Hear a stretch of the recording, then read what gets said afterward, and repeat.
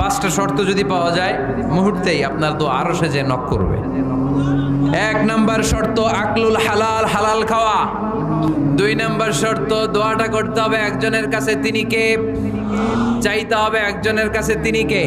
তিন নাম্বার ইয়াকিন থাকতে হবে যে আমার দোয়াটা কবুল হচ্ছে।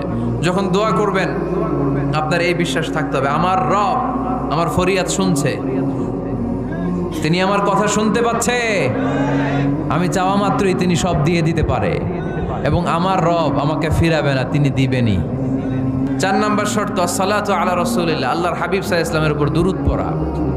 কুল্লু দুআ মাহজুব মাওকুফুন বাইনাস সামাই ওয়াল আরদ, আমরা যা দোয়া করি সব আকাশ জমিনের মাঝখানে পেন্ডিং হয়ে থাকে। মা লাম ইউসাল্লা আলাইহি, আল্লাহর হাবিব বললেন যতক্ষণ না আমার উপর দুরূদ শরীফ পড়া হয়।